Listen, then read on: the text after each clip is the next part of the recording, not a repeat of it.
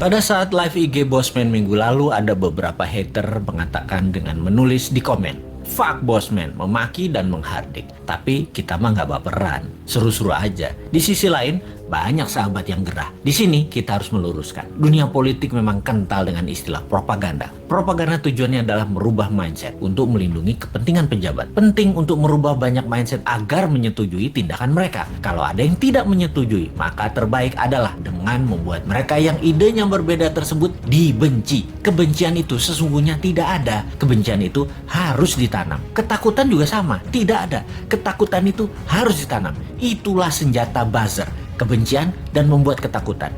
Itulah tugas pelaksana propaganda yang dalam hal ini adalah mereka-mereka yang menamakan dirinya buzzer rupiah, yaitu mereka yang dibayar oleh pejabat untuk menyerang musuh-musuh politiknya. Tugas utama buzzer sekali lagi adalah mendengungkan kejelekan orang yang mengkritik tanpa solusi, tanpa niat memperbaiki. Sementara kaum Newman jelas niatnya memperbaiki bangsa yang utama. Gayanya nyeleneh, tujuannya untuk mendapat perhatian. Sekali lagi, nyeleneh, lucu, koplak, tajam kalimatnya, tujuannya satu, agar dapat perhatian. Tapi kalau mental pejabatnya tipis, ketakutan, insecure karena jabatannya takut hilang, telinga tipis, emosi tak bisa jaga dan tidak dewasa, kritik segar bersolusi dikirimkan para Newminder, bikin hidup pejabat gelisah dan sengsara. Makanya panik mereka, ditugaskanlah pasukan buzzer yang jumlahnya 20 ribuan untuk menjadi pelindungnya. Begitulah kalau pejabat terdiri dari orang-orang yang tidak beriman, berlindungnya pakai buzzer, bukan pada Allah. Menanamkan kebencian itu program mematikan lawan politik. Ada sih sebenarnya dalam buku putih propaganda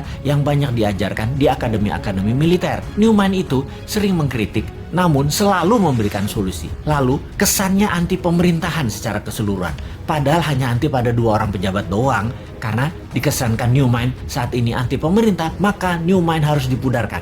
Siapa yang melakukannya? Yang melakukannya adalah penggemar pejabat penguasa saat ini yang kebanyakan berciri-ciri, yaitu minoritas orang tajir beragama minoritas. Nah, kalimatnya ya, maaf kurang ajar ya, tapi saya nggak mau basa-basi. Atau yang mayoritas latar belakangnya namun terkena propaganda yang akhirnya tidak menyukai sisi seberang yang di framing jualan agama ke Arab-Araban plus dibungkus budaya Arab. Maaf, sekali lagi kalimat Bosman ini kali ini vulgar. Daripada basa-basi mendem-mendem mau realitanya gitu. Jadi begitu berhasil menggiring opini yang menganggap Bosman anti pemerintah, maka otak bawah sadar banyak orang digiring lagi oleh buzzer. Digeneralisir, Bosman itu oposisi, pendukung kadrun, dan pendukung partai kalah perang, Demokrat dan PKS. Cara kerja buzzer menggiring opini masyarakat memang begitu dan berhasil hingga saat ini membelah bangsa Indonesia menjadi 2. Sangat berhasil. Namun efeknya sekali lagi membuat bangsa ini terus aja banyak konflik. Kalau Bosman mengajak diskusi yang beda pemahaman bernegara, tidak membuat belah negara ini jadi 2. Old mind,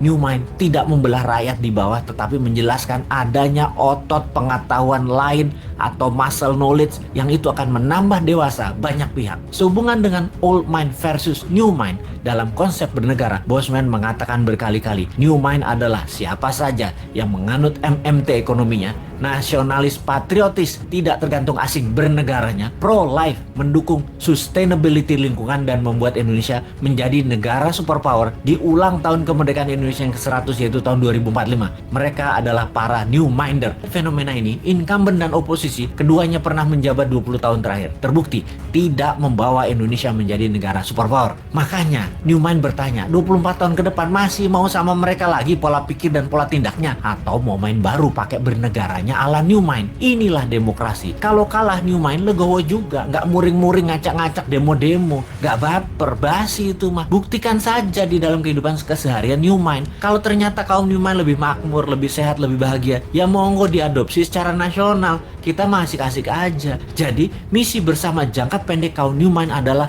mempromosikan konsep ini ke 250 juta saudara sebangsa dan setanah air. Jadikan bahan diskusi, rembukan secara masif, dan akhirnya kesempatan itu akan dibuktikan di kotak suara tahun 2024. Kalah menang bukan masalah, itu demokrasi. Pertanyaannya sekarang, bagaimana caranya 250 juta orang mengenal dan memahami konsep new mind dalam waktu cepat?